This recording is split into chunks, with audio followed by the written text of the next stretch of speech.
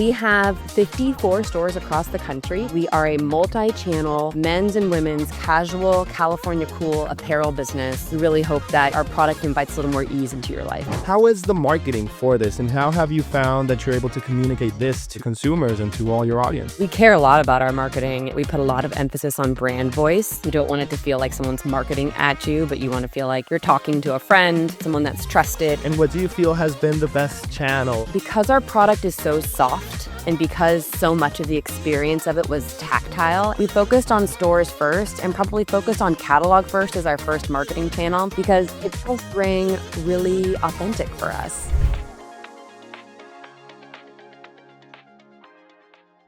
Hey everybody, welcome to the show. My name is Andres Figueira, and I'm going to be your host for the day. This show is brought to you by the Global Talent Company, helping fast-growing teams hire exceptional remote talent from Argentina, South Africa, and beyond. We connect companies with world-class professionals who bring skill, reliability, and a global perspective to every role. And just for our listeners, we're offering an exclusive 10% discount on your first hire.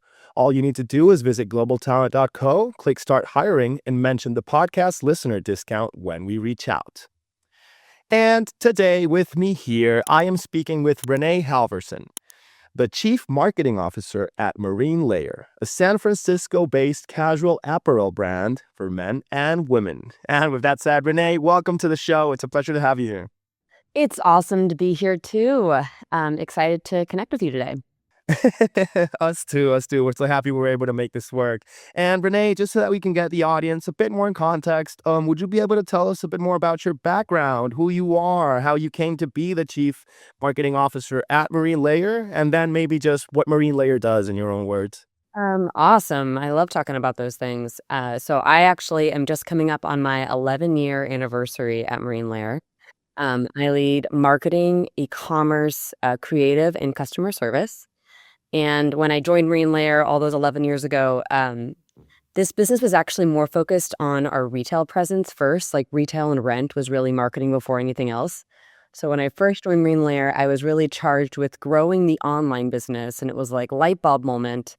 If we're trying to grow online, we need to do some marketing because no one just randomly shows up to a website. Of course. So kicked off some marketing focus, and then my career here has evolved a ton. Over the years, I think what's so exciting and compelling about our space is that it's constantly evolving. So I think it really invites curious thinkers, folks that are really agile, folks that are willing to adjust and think about things differently and really respond to what consumers are up to.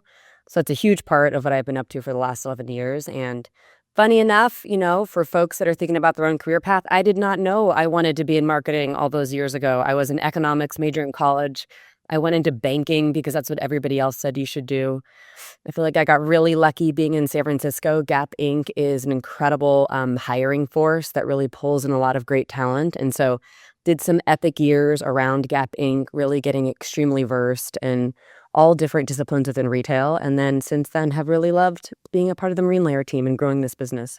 Wow. And Marine Layer. So a little more about us. If you haven't been in one of our stores or you haven't received one of our catalogs, that's on me. I probably should make sure we find you. But we have 54 stores across the country. I would say we are a multi-channel men's and women's casual, California cool apparel business, really rooted in soft and fun and ease. It's probably all the stuff you're wearing on the weekend and all the stuff you want to wear all week long. And we really hope that, our product invites a little more ease into your life. I love that. I've spoken with a bunch of clothing brands that are a bit more, let's say, premium, but I haven't spoken with one that the angle is just to be comfortable and it's to have super soft fabric. And I looked at the LinkedIn page for Marine Layer before this, and it does look like a Cali chill company that is just trying to make some nice clothing for cool people. And my question is the origin story for Marine Layer the one that is set on the website that like the owner, his t-shirt got thrown out or something like that? Totally. I mean, the origin story is still absolutely true. So we really kind of root ourselves in like West Coast cool, and that you don't really have to compromise being comfortable in order to still kind of have your own sense of personal style and show up in the world the way you want to. Our business was founded by Mike Nathanson, and He was cold in his, I want to say, Maine college dorm room, and he had this like big dream of moving out to California. I think California has always been all about like optimism and ease, a little bit more, a little bit less fussy, a little bit more fun infused in the everyday. And so he moved out to California, and he was obsessed with his old T-shirt. And his girlfriend, who then became his wife later on, threw it out because it was disgusting. It had like holes in the pits. It stunk. The graphic had entirely washed off, and he had this epiphany like, why can't all my clothes be like my old favorite T-shirt? Something exceptionally soft and broken in, something I feel myself in. We talk about a T-shirt attitude really applying to everything that we make. And so we set up to recreate his old favorite tee, finding something that was soft and cool and comfortable at the same time. And now we have an entire assortment of what we want to be your new old favorites. So there's something that you're acquiring now, but they have that energy and feel of something that you love, that you've been obsessed with for a long time, that will stand the test of time. I love that. I love Yeah. that.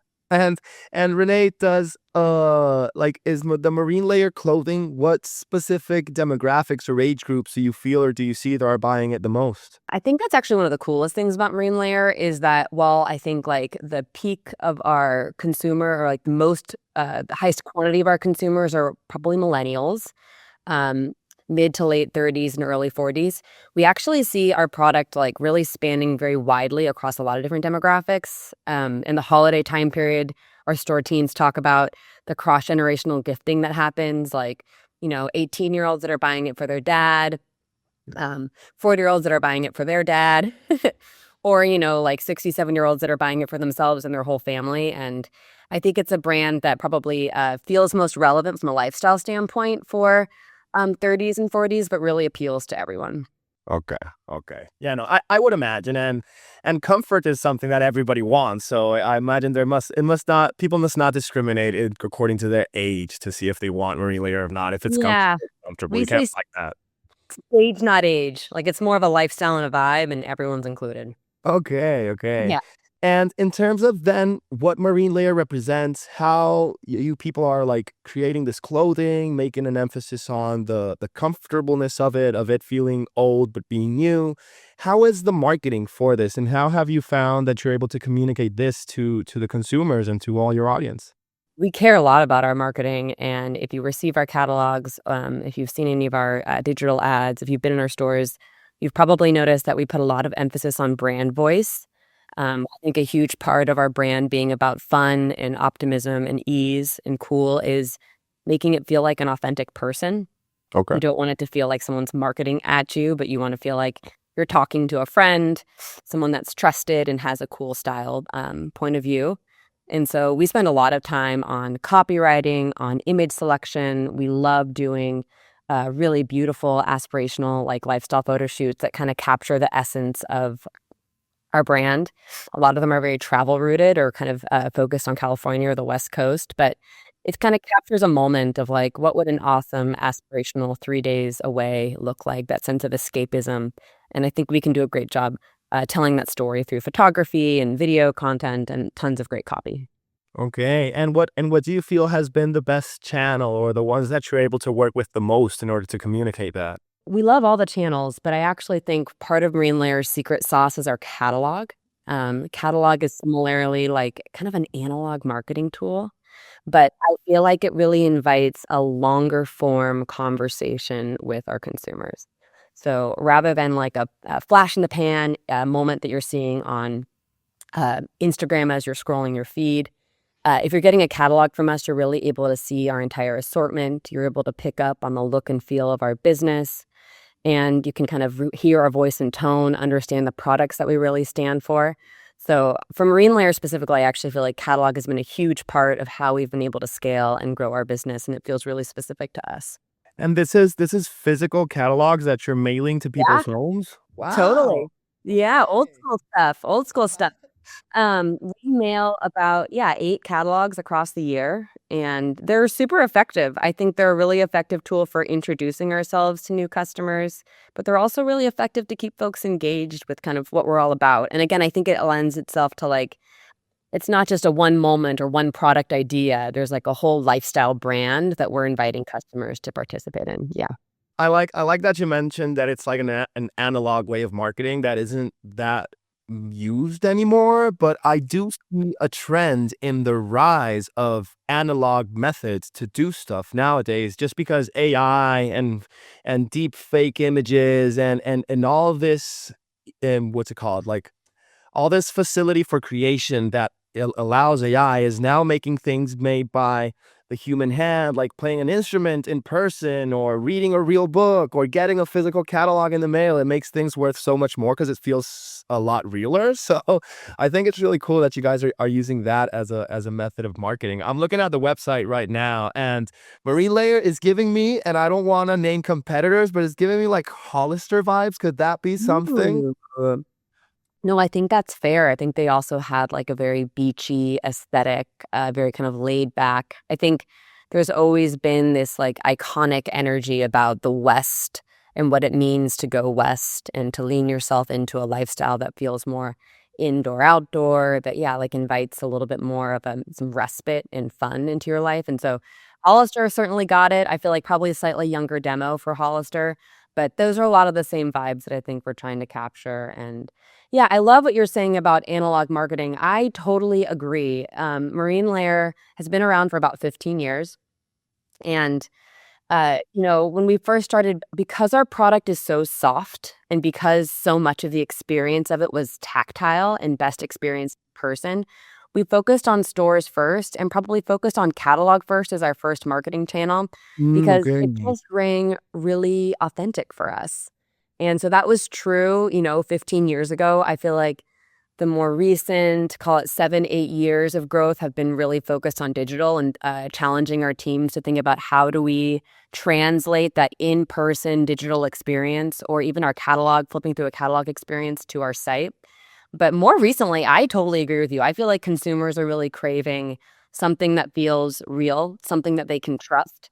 Like the digital environment's just a little saturated with stuff, and I'm not sure you can really sense what's real or not anymore. And so I think leaning more into editorial content in our catalogs, storytelling, really, ensuring our customers feel like things are human. We've been doing a lot more shooting on film. It really makes a difference, and I think consumers are really responding to it. It's also lent itself to a whole new strategy that we've been focused on around pop-up shops and really Okay. reinventing our in-person retail experience too. I love that everything's in person. It's retail, it's analog, it's physical. That's just so cool. And Renee, do you have any like examples of a digital marketing campaign that you guys ran that went really well? That was maybe a different idea to what Marine Layer is used to, or anything like that? Something that could provide some insight in that side? So digital marketing campaign, yes, and then I would love to also talk about some in-person marketing campaigns as well. But Of course. yeah, things that we do a little differently. I'm kind of obsessed with this campaign we did around our Flex Terry pants in fall, and we called it Pant Science. So really inviting a lot of ease and fun into the voice of what we were doing. We partnered with some content creator storytellers that really leaned into comedy as their hook and how they share their content and really kind of like embraced them telling the story from their own lens. That felt really cool and important for us. And then from our own content standpoint, we shot all this specific content, with a real human model. We had him dress up as like a scientist, and we talked about like the magic of something that is both comfortable and stylish at the exact same time. And it had a lot of like infused, just like almost campiness and fun. But I think, aesthetically, he still looked really good. And we showed all the different use cases. And I think it's a nice example of like, for storytelling in the Marine Layer team, it's not just about talking about the specific value props of our customer. It's kind of like wrapping it up in a way that feels specific to our business and really fun and inviting for the customer, and but also still super understandable. I love that. Okay. Yeah, Pants Science, it's a thing. The pants did great, and we did a TV commercial. We did a bunch of online ads. It was in email. It was everywhere. So yeah. I can't believe this. And like, I'm here in this podcast listening to you speak, and all I want to do is to like touch one of the fabrics that you guys have to see how soft it is. Cause now I'm just curious. I can't handle it. Yeah, go into a store and do it. or order some stuff online. I love that I think that's the whole vibe of our marketing focus, is just to get you so curious that you want to come check it out in person. And Renee, do you guys do any UGC or like as I'm hearing you speak, I'm like I would totally imagine influencers and people like in the fashion world just saying like, "Oh my God, this is such a soft fabric. You got to try it out." Do you try those methods as well, or do you try to keep a certain image with marine layer that doesn't like enter into that?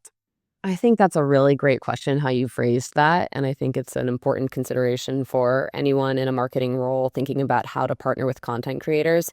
We're super, and every brand I think is in their own way, but like I don't want to say picky, but I just like focused on ensuring that the partners that we're working with are communicating a point of view around their style and their aspiration, their lifestyle that feels true to who Marine Layer is.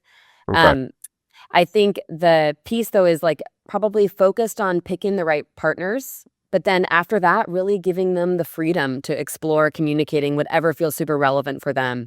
Okay. I feel like there really is an art in how you're briefing your content partners. You're not being overly specific because you really want, I think the best content is when it feels like it's coming from someone and it's genuine.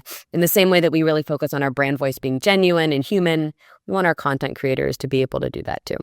Of course, of course. Yeah, and that's important. Like when you're a brand and whips and like I feel Marie Layer has a very long trajectory. 15 years is a lot. And like you got to make sure that what you stand for is being accurately represented by who you partner with, but not butcher their own what's it called? Like not butcher their own style in the process. So that way it's just a compliment that each other gives. Consumers are so savvy.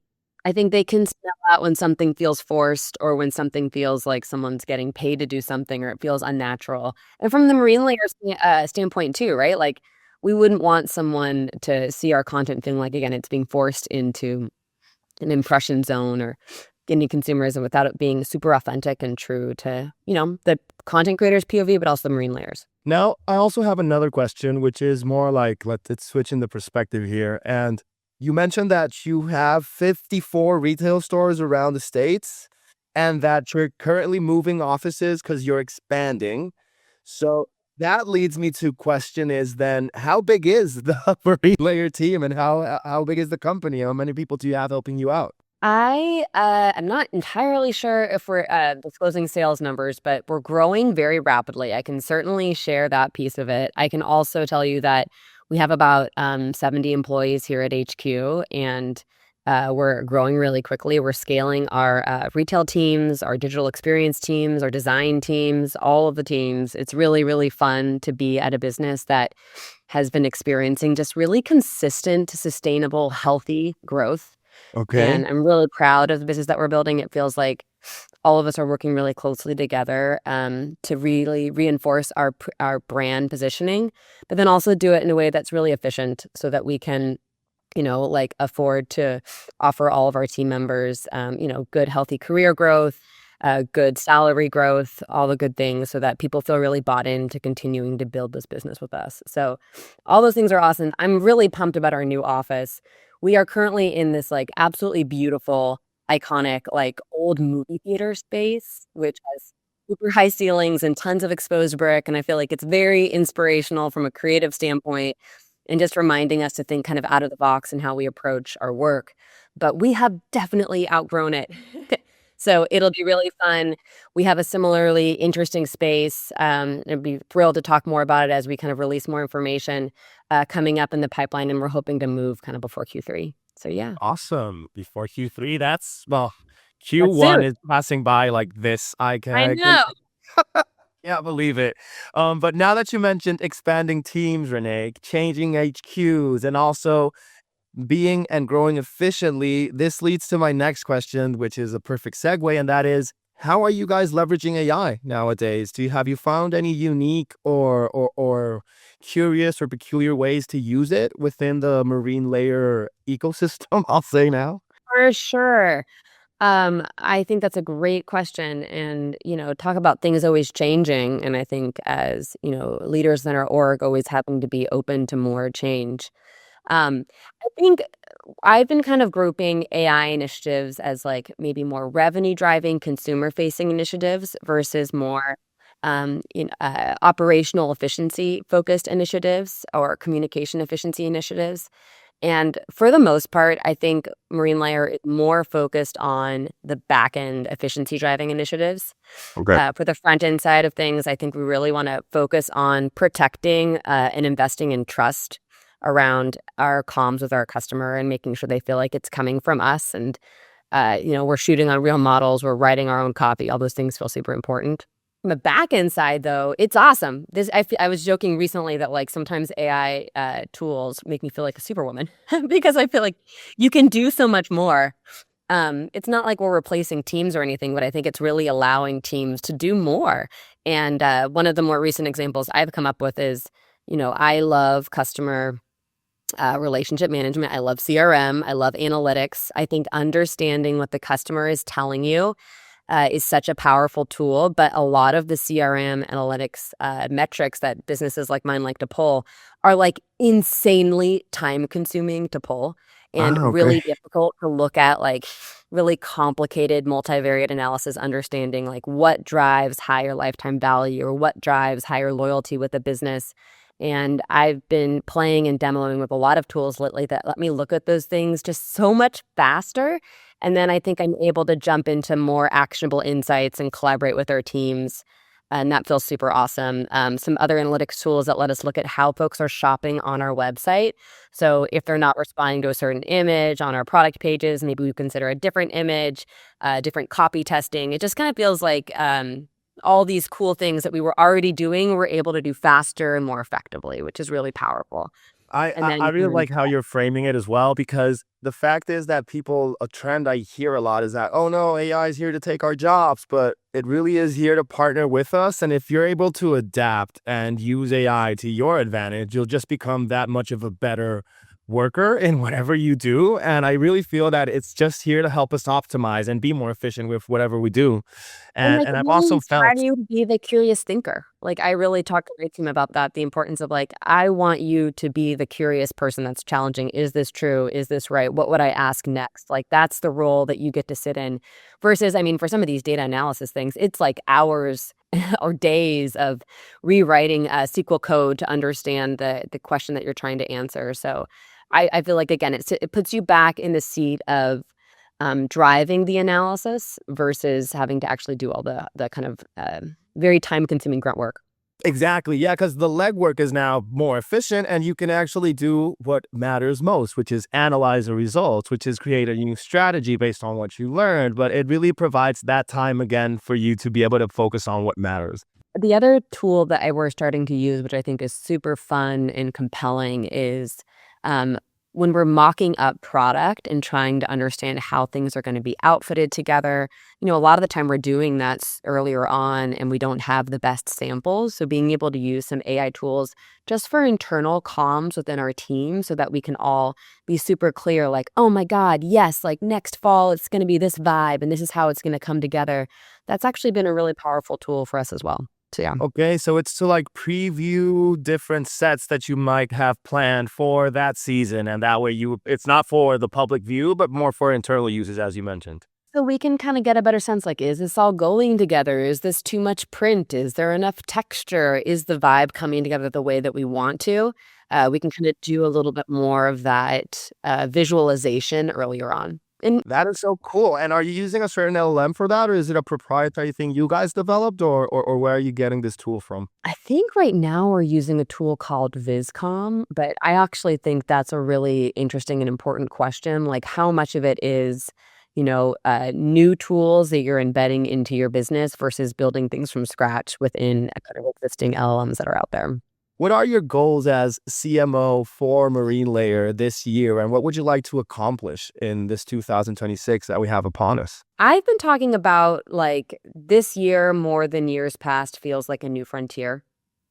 I feel like I'm seeing our consumers meaningfully change how they're interacting with us in all sorts of ways. Like I see more consumers going into our stores. The kind of customer yield we're seeing in stores is growing faster than online.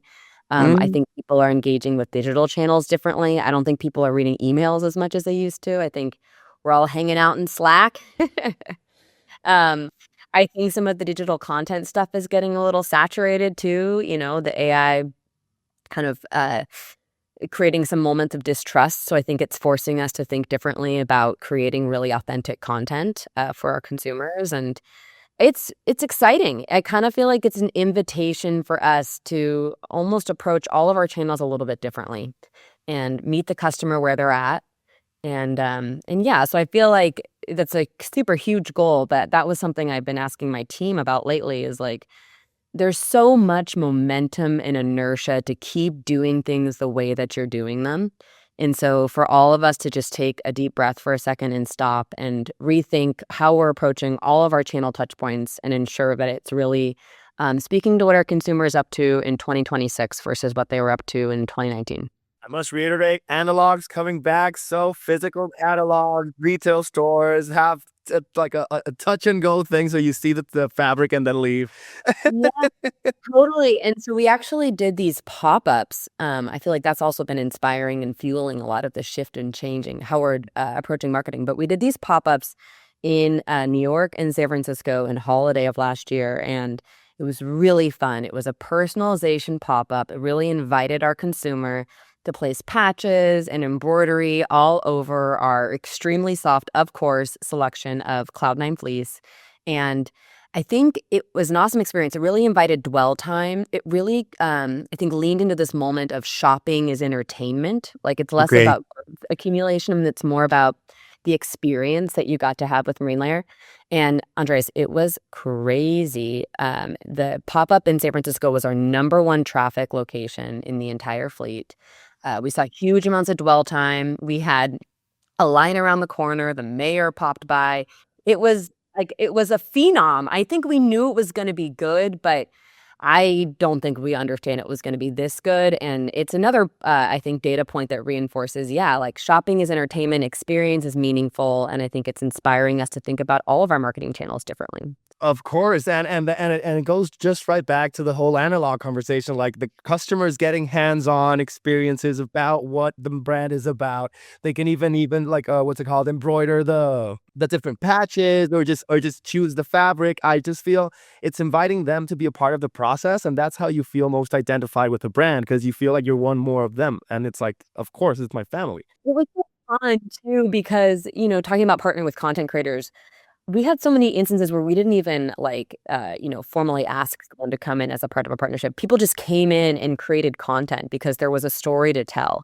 So it's almost like we gave them the raw materials for them to share something. But it's funny. It's like what it ended up becoming in some ways was analog marketing, in-person marketing that was also set up to be amplified by digital storytellers. So felt like kind of a super win because nowadays, because there are so many digital storytellers, it's like that really incredible pop-up experience that we had in San Francisco isn't just reaching the San Francisco market. Like we're able to reach much broader markets. Anybody who has been hearing us and is interested in Marine Layer and wants to try something out or just check out the brand, what would be the best way for them to do that? Because I won't have you list the 54 locations of the retail store, but I believe the website, which would be Marinelayer.com. Come check us out on marinelayer.com. Lots of roles, as I alluded to, getting posted. So come check out our job site and see what's happening. And yeah, definitely go visit our stores if we're nearby. I think you get a really great understanding of our business. And then, if you're really feeling like it, I'd also encourage you to sign up for our catalog because I think it's a really nice example of our brand as well. And you can see if we resonate. Hopefully we do. And to anybody here who is still listening to us, we really appreciate you being on the show as well, for coming on and seeing all the different personalities that we talk to and all the different industries that we're learning about. So with that said, have a good one.